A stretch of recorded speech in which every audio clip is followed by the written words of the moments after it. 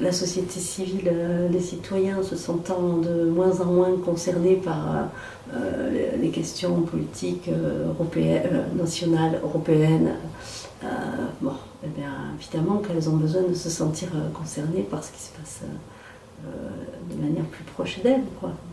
Pour la culture, il me semble un peu tout ce qu'on a dit, cette question d'avoir une politique culturelle évidente qui serait ambitieuse du coup, parce qu'elle pourrait l'être. Après, en tant que citoyenne aussi, moi je pensais au transport.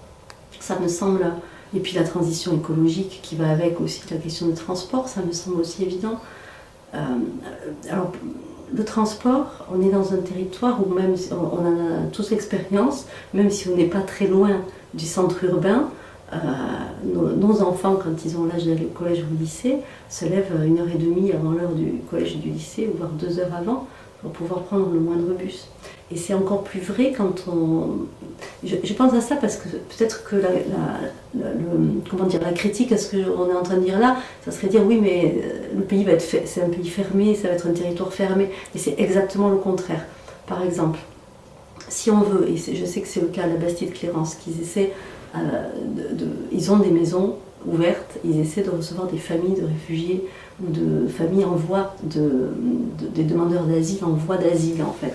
Et ils sont syriens, du coup il y a de fortes chances qu'ils aient l'asile, qu'ils obtiennent l'asile. Et la difficulté, c'est le transport. La difficulté, ce pourquoi les personnes, pour l'instant, ne sont pas encore hébergées, alors que tout est en place, que tout le monde est d'accord, que les maisons sont à leur disposition, c'est qu'il n'y a pas de transport possible. Donc les gens ne peuvent pas aller à Bayonne, tout simplement, à la sous-préfecture, faire leur démarche, sans être dépendants de quelqu'un qui va les y amener. C'est pas possible. C'est juste impossible. Or c'est le cas parce que tout est cloisonné comme ça. Ça fait quand même des années, combien, 20 ans que la société civile travaille pour une reconnaissance d'un territoire. Alors là, c'est peut-être pas exactement ce qui était demandé, mais il y a quand même un pas qui est fait dans ce sens-là. Enfin, moi je comprendrais pas que ça n'ait pas lieu. Ça peut être que tout, c'est un bénéfice incroyable. Incroyable. Il faut qu'il y ait un interlocuteur. Si ça peut pas être une ville, c'est un peu stupide. Ça peut pas être la région qui va être une région immense. Et si c'est le département, ça n'a pas le même sens, parce que c'est quand même pas le territoire cohérent. Donc je ne comprendrais pas qu'on y échappe, enfin qu'on passe à côté. Ça serait passer à côté d'un...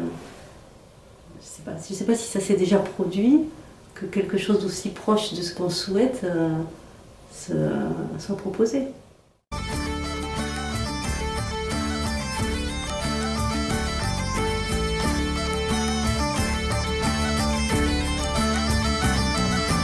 Lapurdisi beru eta basena barre, hau da gure eremu, gure eskualde. Herrien izenak euskaldunak baitire, goraipatu dezagun gure iparralde.